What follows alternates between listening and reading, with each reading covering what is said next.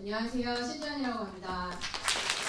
오늘 여기 13명이 왔어요. 그래서 서울에서 대부분 같이 내려왔고요. 어저께 와서 미리 준비하신 분들도 계신데요. 그러니까 저희는 저희를 서로 알지만 여기 오신 분들이 저는 조금 궁금해요.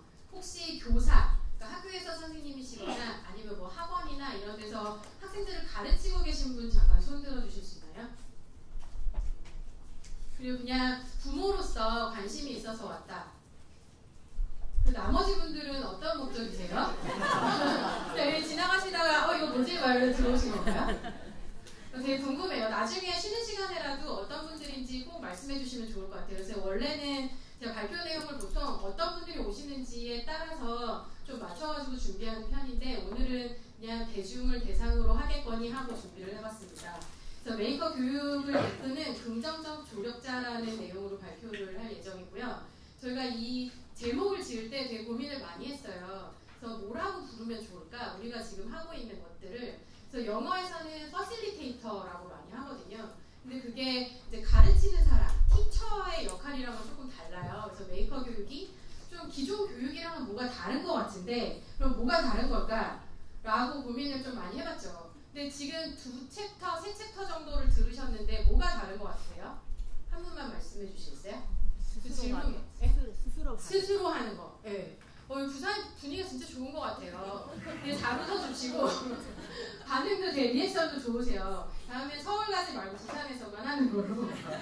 메이커 교육 무엇이 다른가요? 이렇게 해놨는데 사과예요. 그러니까 같은 교육인 것 같아요. 그래서 같은 이거가 옳다, 이것이 그르다라고 할 수는 없는 것 같아요. 그러니까 이거는 사과고 이건 사과가 아니야 라는 게 아니라 색깔이 다른 사과라고 저는 이해를 할 수 있을 것 같아요. 그러니까 교육이 기존의 학교에서 하는 교육을 부정하는 건 아니거든요. 근데 메이커 교육이라는 새로운 교육도 있습니다. 이런 것도 시도해 보세요. 학생들한테는 뭐 어떤 학생은 주입식 교육이 되게 잘 맞는 친구들도 있을 거예요. 그래서 학생들의 성향에 따라 어떤 게 더 잘 맞는지를 잘 맞춰가지고 교육하는 다양한 방법이다라고 저희는 소개하고 싶습니다.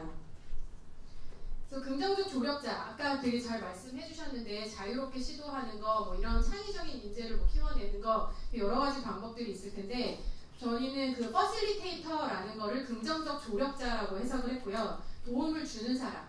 그래서 먼저 자발적으로 알려주는 사람이 아니라 학생들이 우리한테 찾아왔을 때 찾아와서 물어보는 거를 알려주고 지원해주고 뭐 이렇게 하는 사람들, 그리고 동기부여를 하는 사람들, 학생들이 좌절하지 않고 프로젝트를 끝까지 수행할 수 있도록 이끌어주는 역할. 그래서 그냥 일반적으로 학교에서 이렇게 강의식으로 하는 거랑은 조금 차별성을 두었습니다. 제가 오늘 2번 발표를 해요. 그래서 첫 번째 시간에 파트 1에서 한번 발표를 하고 두 번째 또 발표를 하는데 이 아이가 제 첫째예요. 근데 이 아이가 오늘 2번 등장합니다. 그래서 처음에 이거 영메이커 시즌 1 2016년에 과천과학관에서 할 때의 사진이에요. 근데 이 아이가 저희 첫째 1학년 때 모습이에요. 지금 3학년이 됐습니다. 등치도 되게 커졌는데요. 요 작품이 거의 잘 안 보입니다만 뱀로봇이라고 하더라고요. 그래서 이런 걸 만들었었어요. 근데 이따 뒤에서 이제 긍정적 조력자에 대해서 설명을 할 때 말씀드리겠지만 제가 이 작품을 전시하는 게 제가 좀 창피했어요. 그래서 그게 얼굴에 자꾸 드러나더라고요. 애가 뭘 뱀로봇이라는데 로봇은 안 움직이고 여기 눈에 불만 들어와요. 이게 부모의 마음을 감추고 이제 멘토로서 해야 되는데 자꾸 부모의 마음이 드러나서 이렇게 미간이 찡그려지고 뭐 이렇게 됐었습니다. 그래서 이 아이가 나중에 3학년, 지금 3학년이 됐는데 어떻게 컸는지 두 번째 파트에서 2부 순서에서 공개해드리도록 하겠습니다. 여기 위에 보시면요. 원래 이게 단체 사진을 찍었는데 저희 애는 눈을 씻어도 찾을 수 없어요. 왜 그러냐면 사진 찍기 싫다고 도망갔어요. 그리고 뭐 앞에 가서 발표시키면 막 울었어요. 초등학교 1학년인데 그러니까 3학년부터 저희가 받았거든요. 그래서 형아, 누나 이런 데 사이에서 뭔가 1학년이 해야 된다는 게 엄청난 부담이었던 것 같아요. 근데 제가 봉사를 하자니 애를 집에다 두고 다닐 수는 없으니까 항상 데리고 다니다 보니까 이제 자연스럽게 컸거든요. 그러니까 조력자의 역할에 대해서 이제 시작해 보도록 하겠습니다. 첫 번째 질문하기가 되게 중요하다라고 말씀드렸는데요. 질문하기는 사람들이, 그러니까 학습자가 행동을 할 수 있도록 이끌어낼 수도 있고요. 혹은 학습자가 되게 좌절을 하게 만들 수도 있어요. 그래서 질문을 굉장히 신중하게 잘 던져주시는 게 중요합니다. 그래서 학생이 뭐 예를 들어 뭘 만들었어요. 근데 이게 네 최선이니? 이렇게 얘기하면 애가 이거 하면 안 되는 건가? 그래서 갑자기 작품 작품을 바꾸는 경우가 있어요. 그래서 그런 식으로 질문인 듯 하지만 이걸 비난하는 듯한 거를 하면 학생은 굉장히 좌절을 하게 됩니다. 그러니까 학습자는 굉장히 좌절하게 됩니다. 그래서 좀 이렇게 동기부여를 해줄 수 있는, 그래서 최선이니 뭐 이런 거 말고 그러면 다음엔 뭘 해볼까? 아니면 뭐 웹사이트를 좀 찾아볼까? 뭐 이런 식으로 학생이 다음 단계로 넘어갈 수 있도록 질문을 잘 해주시고 코멘트를 해주시는 게 굉장히 중요합니다. 그리고 두 번째 칭찬하기인데요. 제가 아까 저희 아이의 사례를 말씀드렸잖아요.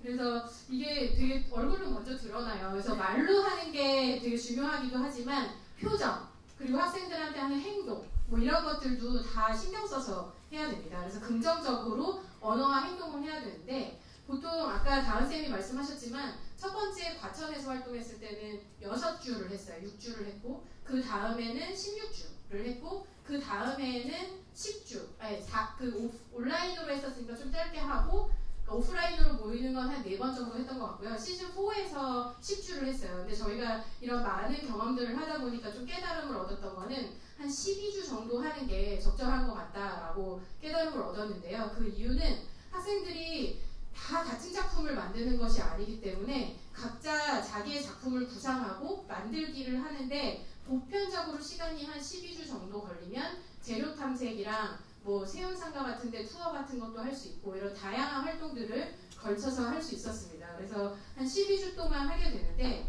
학생들이 진도가 다 틀려요. 그래서 교육이, 보통 학교 교육은 오늘 배워야 되는 차시들이 있잖아요. 그래서 그거를 단원을 다 맞춰야지 되는 건데, 이 메이커 교육은 만드는 작품이 각자 다 다르기 때문에 이 학생이 잘 끝났고 이 학생은 끝나지 않았다라고 저희가 이 학생을 뭐라고 할 수가 없어요. 너는 왜 이렇게 늦니? 쟤는 벌써 다 끝났는데, 이렇게 할 수가 없는 거예요. 어떤 친구는 다작을 하는 경우도 있어요. 하나를 빨리 끝내고 여러 개의 작품을 만드는 경우도 있고요. 혹은 하나의 작품을 만들어 놓고 계속 수정하는 친구도 있고요. 또 어떤 학생은 그림만 그려놓고 이걸 어떻게 만들어야 될지 몰라서 몇 주를 그냥 놀면서 보내다가 막판에 진도를 쫙 빼는 친구도 있어요. 친구라고 하면 학습자도 있어요. 그래서 이런 학생마다의 성향이 매우 다르기 때문에 이게 어떤 부분에서 다른 친구랑 비교를 하면서 진도가 느리다, 맞다, 틀리다 이런 기준이 없는 거죠. 그래서 오히려 학생들은 그냥 자유롭게 내 진도에 맞춰서, 내 그거에 맞춰서 그냥 하면 됩니다. 그래서 칭찬을 잘 해주시면 학생들이 되게 신나가지고 하게 됩니다. 그리고 동기부여를 하는 또 다른 방법을, 여기 사진을 좀 붙여놨는데요. 이게 실제로 저희가 개포동에서 했던 활동 사진이에요. 근데 저 여학생들이 누나예요. 실제로 나이가 더 많은 친구들인데 그 3D 모델링을 하고 있었어요. 이 메이킹 작품을 만들 때. 근데 어떤 부분을 잘 못하니까 그 남학생들이 동생이거든요. 그래서 와가지고 누나들한테 알려주더라고요. 그러니까 이게 보통은 이제 학년별로 구분이 돼 있거나 같은 연령대가 보통 같이 공부하잖아요. 근데 다른 연령대가 서로 도움을 주면서, 혹은 밑에 어린 학생이 위에 윗사람들한테 알려주면서 이렇게 교류할 수 있는 기회가 생각보다 우리는 많지 않아요. 근데 이런 메이커 교육을 통해서 저희는 초등학교부터 고등학교까지 되게 다양한 연령에 거쳐가지고 이런 활동을 교류하면서 하게 됩니다. 그래서 학생들, 이 남학생들 엄청 뿌듯해져요. 뭐 누나들도 알려주고 대단한데 막 이러면은 이 학생들 으쓱으쓱해가지고 이거 더 공부해요. 그래서 막 더 3D 모델링 뭐 이런 거 공부해가지고 오고, 그리고 재료 탐방. 그래서 뒤에 사진을 보여드리겠지만, 저희가 이제 보통 그 시즌을 한 10주차 이상을 하게 되면 한 회차 정도는 재료 탐방을 갑니다. 그래서 아까 박주영 님도 설명을 해주셨지만 그게 꼭 뭐 세운상가라든가 이런 재료가 많이 있는 곳을 가실 필요는 없어요. 정말 뭐 이런 데 가셔도 되고요.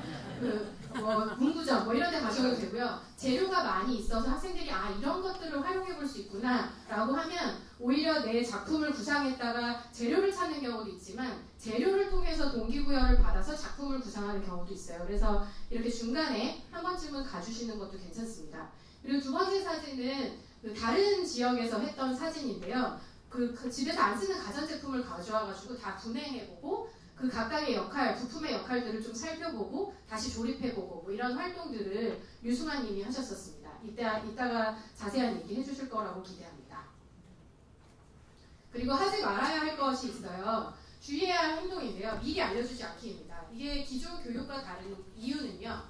뭐 예를 들면 지금 4차 산업혁명 이렇게 해가지고 IT에 관련된 교육 되게 많이 하잖아요. 그래서 보통은 특별한 거에 대한 교육을 우선적으로 하고, 예를 들면 3D 프린팅, 모델링 뭐 이런 거에 대한 교육을 하고, 그거를 똑같이 만들어보는 50명 내지는 뭐 30명에 앉아있는 학생들이 똑같은 작품을 만드는 활동들을 하게 돼요.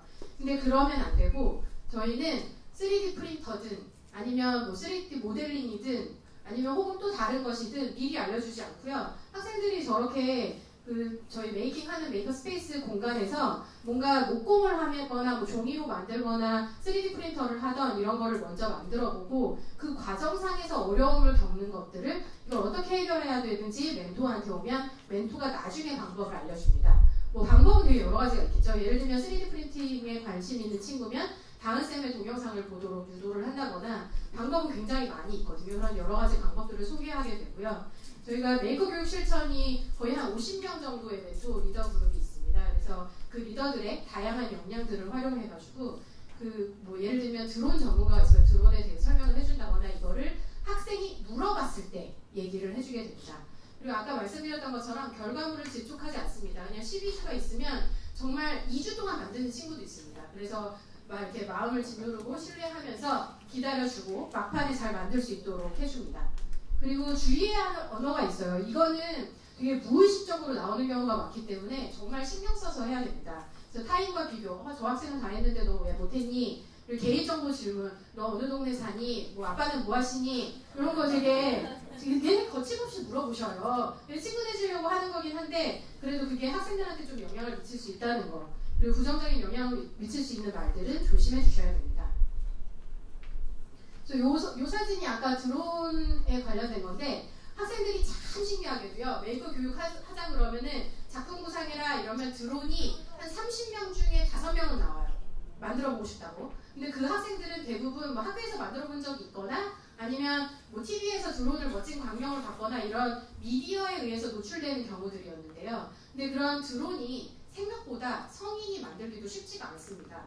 그래서 학생들이 드론을 왜 만들려고 하는지를 먼저 1차적으로 질문을 해요. 왜 드론을 만들려고 합니까? 기성품이 있는데 그것과 차이는 무엇입니까? 라고 묻습니다. 그러면 이 드론을 만들겠다고 했던 수많은 학생들이 다 이유가 틀려요.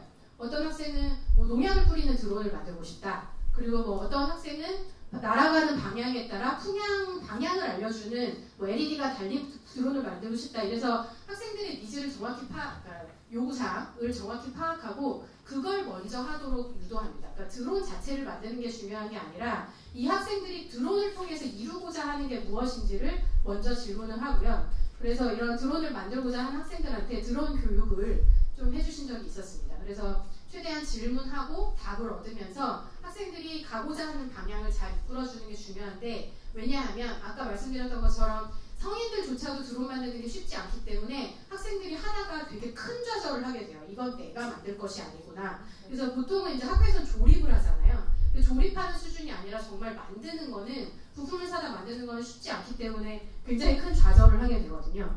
그래서 그런 좌절을 하지 않도록 이제 잘 이끌어주는 것이 중요합니다.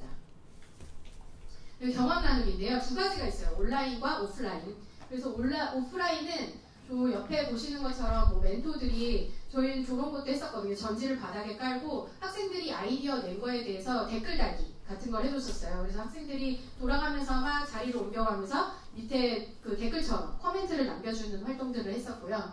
그리고 뒷부분에 보시면 가장 좋은 경험 나누기는 메이커 페어였습니다. 그래서 학생들이 만드는 동안 이게 그 상호작용이 없었잖아요. 그런데 이렇게 작품 전시를 하면 저런 식으로 본인의 작품을 설명하면서 엄청난 동기부여랑, 그리고 다음에 이걸 어떻게 개선해서 가지고 나올지에 대한 깨달음을 얻고 갑니다. 그리고 주변에 보잖아요. 거의 모델하우스 수준이거든요. 아, 옆에 집이 이렇게 좋구나, 이거 자극을 받는 것처럼 이 다른 친구들의 작품을 보면서 나는 다음에 2단계를 해봐야겠다. 혹은 그 인형 자판기, 이게 여자친구들한테 엄청나게 인기가 많은데요. 뭐 그런 다른 친구들의 작품을 보면서 동기부여를 많이 받습니다. 그리고 요거 영메이커 스타라고 하는 코너인데요. 학생들이 자기 작품을 한 5분 정도에 걸쳐가지고 자유롭게 발표하는 시간을 갖습니다. 그래서 그 학생들이 엄청나게 발표 연습도 된답니다. 그리고 온라인으로 경험 나누는 건데요. 학생들한테 이런 온라인으로 오픈 포트폴리오를 만들도록 유도를 해요. 근데 이게 굉장히 쉽지 않아요. 어른들도 쉽지 않습니다. 여러분들한테 오늘이랑 내일 있는 프로그램에 대해서 온라인으로 작성해보세요 라고 하면 엄청난 부담이 느껴지실 거예요. 그게 평소에 습관화되지 않으면 쉽지 않습니다. 그래서 저희 대포에서 처음 시도했던 거는 그냥 카톡으로 작품 사진을 찍어가지고 본인이 느낀 점이랑 같이 보내달라고 해봤어요. 근데 학생들이 보내더라고요. 근데 카톡을 사진 찍는 것도 되게 달라요. 어떤 친구는 이렇게 전체적인 스케치 사진을 찍고 어떤 친구는 작품을 클로즈업해서 찍기도 하고 그래서 이걸 이 포트폴리오를 위한 사진은 어떻게 찍어야 되는지 이런 것도 좀 설명을 해가면서 한 단계 한 단계씩 본인이 편리하게 생각하는 플랫폼상에서 작성을 할 수 있도록 돕습니다. 그래서 학생들이 좀 익숙해진 다음에는 뭐 예를 들면 네이버 블로그라든가 아니면 뭐 다른 본인이 익숙한데 구글 사이트라든가 이런 데 작성하도록 유도를 합니다. 그리고 조력자의 마인드셋 마지막 페이지입니다. 또 신뢰와 지지, 푸시와 풀, 도전 과정에 대한 동료 기다림, 소통과 협력, 기록과 공유 모두 제가 앞서 얘기했던 부분이에요. 근데 여기서 제일 마지막 작품을 만들었던 친구에 대한 얘기를 하고 싶은데요. 이 친구는 누나랑 학교를 안 다니고요. 집에서 공부를 하는 친구입니다. 근데 누나가 공부를 꽤 잘하는 것 같아요. 그래서 항상 동생은 개구장이에 주눅이 들어있는 아이였어요. 근데 저렇게 본인이 이제 초음파 센서 감지 쓰레기통을 만들어가지고 실제 영메이커 페어에서 작품 전시를 했었는데요. 이렇게 쓰레기통에 손을 갖다 대면 쓰레기통이 입을 벌리는 쓰레기통을 만들었어요. 그래서 이 학생이 이 영메이커 페어를 참여한 다음에 너무 고무가 되고 기분이 좋아가지고 마지막에 뭐 카드보드 챌린지 이런 걸 끝까지 참여하고 가고 계속 이제 얘기를 하는 학생이 변화되는 모습을 실제로 봤던 케이스였습니다. 그래서 이런 것들을 좀 머릿속에 시뮬레이션을 해보시면 좋을 것 같아요. 그러니까 메이커 교육이 가장 당황스러운 이유는요. 매뉴얼대로 되지 않기 때문이거든요. 하물며 매뉴얼이 없기도 해요. 근데 이런 되게 다양한 시뮬레이션 속에서, 그러니까 상황 속에서 여러분들이 내가 어떻게 반응을 해야 학생이 가장 자극을 잘 받고 다음 단계로 넘어갈 수 있도록 이끌어줄 수 있는 퍼실리테이터, 조력자가 될 수 있을까를 자꾸 상상해보시고 연습하시고 이걸 반복적으로 하셔야 제대로 된 교육이 될 거라고 믿습니다. 이거 진짜 마지막 페이지인데요. 그래서 메이커 교육, 아까 다은쌤이 얘기했잖아요. 그러니까 우리도 만들어가고 있다. 저희도 지금 시즌 4까지 진행했거든요. 그래서 이제 내년에 시즌 5를 할지 말지에 대한 문의가 굉장히 많아요. 근데 저희도 몰라요. 왜냐하면 저희가 다 직업이 따로 있고 이거는 그냥 엑스트라 봉사활동으로 하고 있는 거거든요. 그래서 뭐 확보된 예산도 없고 확보된 사람도 없고 그러나 할 거라고 믿어 의심치 않습니다. 근데 여기 계신 분들은 또다시 부산에서 이런 활동들을 이어가실 거라고 생각하고요. 팅커링이라는 거는 계속 반복하여 수정하는 걸 의미해요. 그래서 한 번에서 끝났다면 저희는 과천에서 한 10명 조금 넘는 학생들로 끝났을 겁니다. 하지만 그게 500명, 이렇게 몇백 명, 수천 명, 그리고 지금 이따 발표하겠지만 그 고등학교 3학년으로 들어와서 대학교 멘토로 들어오는 케이스들이 있어요. 그래서 다시 또 씨를 뿌리는 이런 사람들이 키워질 수 있도록 여러분도 부산의 씨앗이 되시길 바랍니다. 감사합니다.